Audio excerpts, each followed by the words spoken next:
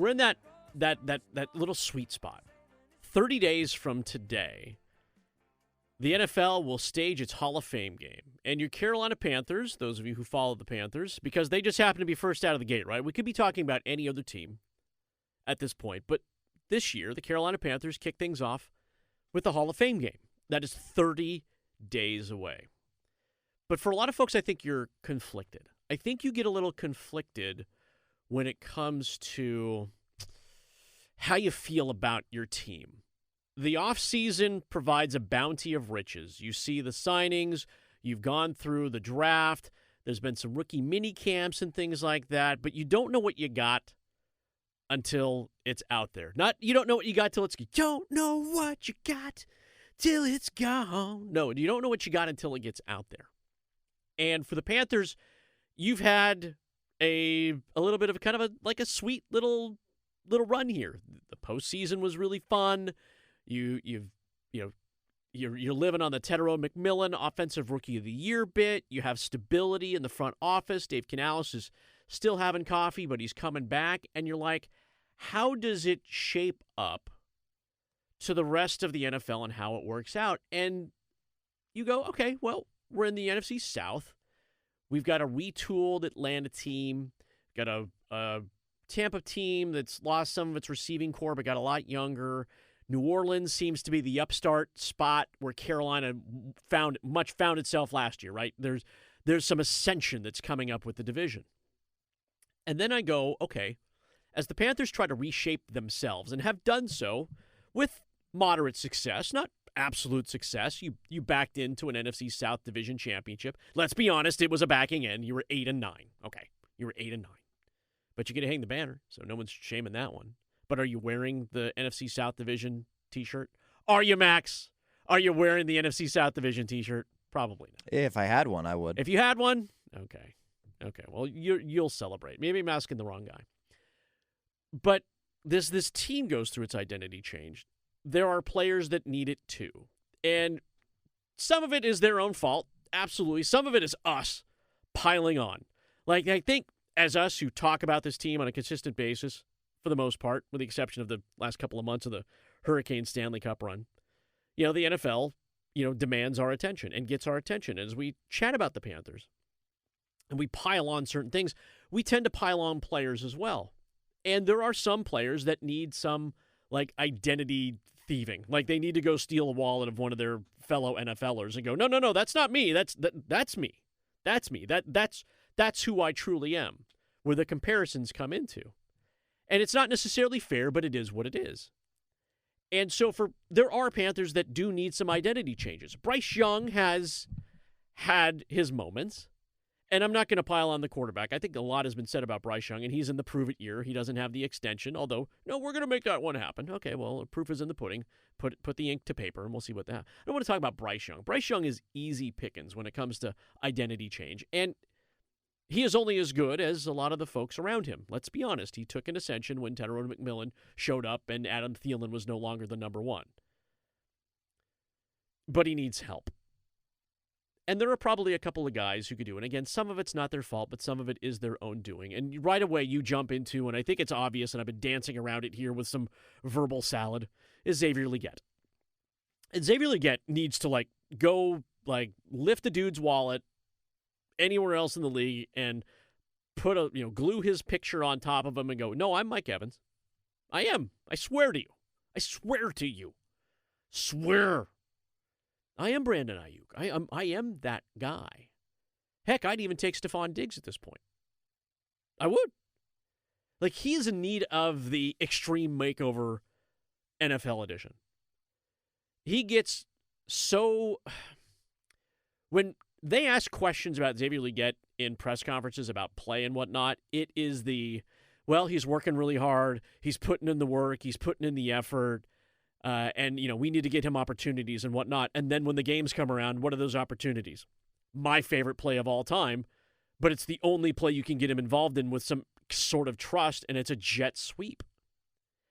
And so how do you rehab an image that has taken so many hits, and we all got done with it, and I was done with it early, and I cautioned all of you that the aw shucks kind of Southern hospitality that Xavier Legette portrays was going to get old real quick if it didn't match performance on the field. He gets hurt in year 1.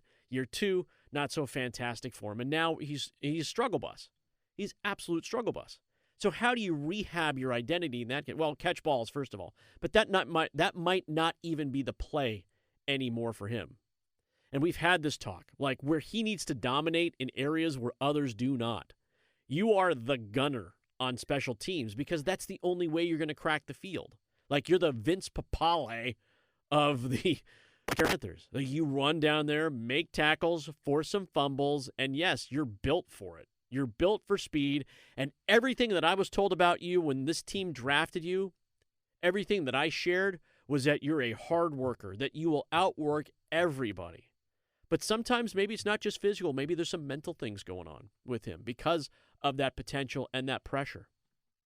You want to know the other weird one that's going to come out of my mouth, and some of you may hate this. Some of you may go, yep, you're absolutely right.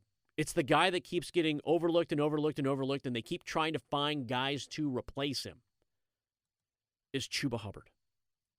And Chuba Hubbard last year, after signing that contract extension, fell off the planet. Just fell off the planet. There was no 1-2 punch at all when it came to that backfield. He struggled in 2025. Absolutely struggled. After that 1,100-yard rushing season, could not get it going last year. I wonder if this year he'll probably see a bit of a bounce back, just given that he'll have a little bit more of a role again, maybe get a little bit more, into a lather with more carries. I'm curious how they're going to factor in Jonathan Brooks recovering off that second injury. But you got to figure Chuba Hubbard will bounce back in a pretty big way, considering it's going to be a more significant role. There's not somebody like a Rico Dowdle that's kind of lurking that I don't think has the potential to take away a majority of the carries. Like, I think if Jonathan Brooks stays healthy and is an important part of the backfield, it's going to be more of a split than it was like last year with Dowdle basically taking over after the first 4 or 5 weeks. So I expect a little bit of progress back to, I guess it would be kind of progression to the mean. I don't know what you would consider his mean after, 5 years in the NFL now, but he'll probably have a bounce back this year, especially given the way the Panthers kind of position themselves to be more of a run-heavy team on offense. Are they, though, at this point? When they add more weapons in drafts and they add more length, and it's very clear that the passing game took a step forward with the addition of Itetero and McMillan, and the rumors about them, or at least the force-feeding of the Panthers need to trade for an actual receiving threat at tight end and not just settle for the 200 yards a season that Tommy Tremble provides, who, by the way, needs to prove a little bit of worth as well, in this system. I don't need blocking tight ends. I need threats. Bryce Young needs a true safety valve. Like, Itetero McMillan's a good safety valve, but he needs someone that he can kind of dump short yardage off to and make that a true threat. Like, that's the brand rehab that these guys need. And this might be just nitpicking, right? This is just grabbing the thread at the end of the really beautiful sweater and taking the scissors to it. That's all it is. A guy like Legette, yeah, there's different ways to make impacts. A guy like Hubbard, if it is back to the mean and he's not hurt, he had half the rushing yards he did as he signed. That's $37 million, by the way, and it's unavoidable. You have to look at the number. $37 million over 4 years. His receiving yards, his receiving numbers were pretty much the same as they were the prior seasons. It was the yards on the ground that he just couldn't get a hold of. Yeah. And yes, he was splitting time. I admit that. Yeah, and I don't think Rico Dowdle was as much of a receiving threat out of the backfield as Chuba Hubbard was, although, again, there's no doubt, you said it just based on the numbers, like Rico Dowdle was their number one running threat by a wide margin, but Chuba Hubbard provides that kind of second dimension out of the backfield, right? And that's why he's able to kind of to keep his role, and that's why I think he might be poised to, again, bounce back into another potential 1,000-yard season if they use him at that same level that they did in 2024. Again, like, I don't know what the plan is for Jonathan Brooks. I don't know what his injury recovery, the long rehab, again, 2 injuries. I think it was on the same leg, right? Or is it the other one? It's the other one.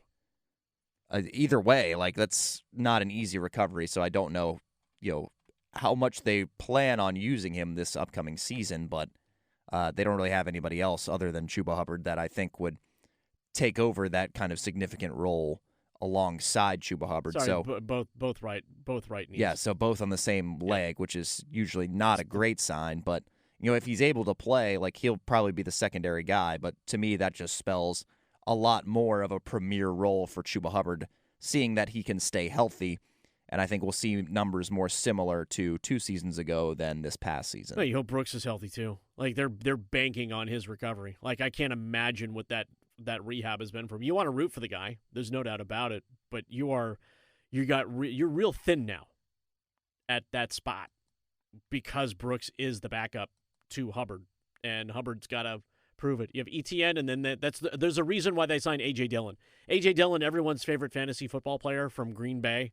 Like, Mr. Split Time. Like, he's good for 600 yards a season. I just need him to spot start for me. Yeah. He'll get you what you need. But there's a reason why he's in that room, because you do have injury issues and injury histories in that backfield now. I forgot about A.J. Dillon and his list of things to do in Charlotte that he was getting crowdsourced online. Was he getting stuff? Is he still doing stuff in Charlotte? Yeah, I think, probably it was a long list. So, but he's got some time over the summer, I guess, before training camp starts. But he'll be a good spell back there in the backfield. But again, like he's not somebody that I see coming for a majority of the carries and for that kind of number one role. So Chuba Hubbard's got the opportunity in front of him to kind of reclaim that role and reestablish himself as that guy that got that extension.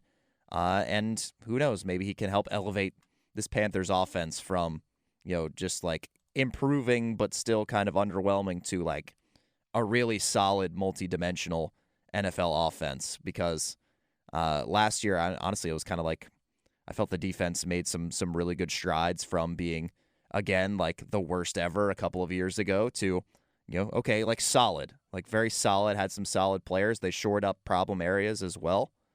If the offense can have a similar trajectory of progress, then they'll be in good shape to potentially win the division for a second straight season this year. Got a month to the preseason, if you can believe that.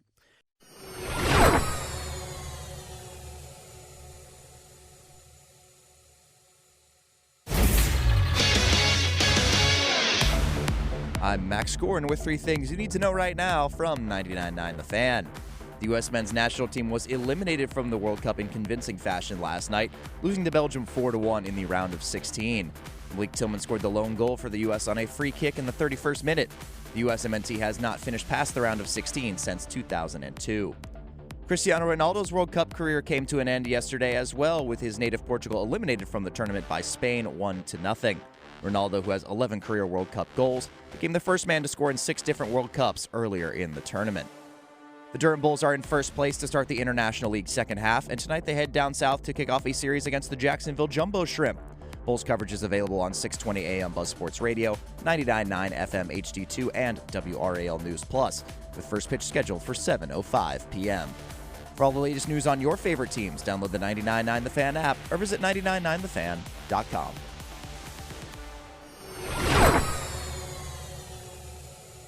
Yesterday was supposed to be a special day as Giannis spent his first day in Miami. And Giannis, it's interesting how things work out. One hand not feeding the other. 1 o'clock yesterday afternoon, he came on his personal live stream and goes, "Hey, I'm going to change my jersey number." Okay? This is 1 o'clock. Normally, in Milwaukee, remember, Giannis wore 34. He goes, "I think I'm probably going to change my jersey to number 7. About an hour later, a local team reporter goes into the official Heat apparel store. It's kind of like the Carolina Pro Shop that we have here at Lenovo Center, and goes, "The Giannis jerseys are already in play, and they're already printed with the number 34. 6 hours later, the Heat put out, "No, he's wearing 7. And then a couple minutes later, they say, "By the way, if you ordered a 34, because we know you did, we'll give you the 7. Weird ways to get things done. I can only imagine. You can only imagine. And he didn't have to pay for the 7 because Khalil Ware was part of the trade, and he wore 7 with Miami. So he didn't have to give a Rolex over or a car or anything. You can get if you got the 34, you can get ACC legend. Oh no, it's Ryan Conwell. I think originally was supposed to get the 7. Sorry, I thought he was getting the 34, but Giannis got the 7. And Ryan Conwell was getting 4. I was going to say you could get ACC legend Ryan Conwell from Louisville, but not 34. ACC legend. Is he? Are they? Everybody's 1 an year ACC. at Louisville. Everybody's an ACC legend now. Like we all could be. No one could vouch for it. I mean, you could say it, I suppose. I don't know if that would, make a lot of sense. NBA Summer League is underway. Lots of action last night across the NBA, and more games tonight. Grizzlies are back at it again tonight. Good, solid debut for Boozer. He didn't shoot the ball a ton, but was efficient in the shots that he did take, which was kind of to be expected from Cameron Boozer. So more of that to come. Probably more shot volume, but still making it efficient. As he does. Watched a little bit of that last night. He had 18. Darren Peterson, who went to Utah in the pick before him, 25 points, 12 assists. Like, that's with a week of practice. Boy, if they get that out of him every night, or can get, that's barely even potential. That's just like, yeah, I'm passing to dudes who won't even be on this team here in about a week or two. So, solid play there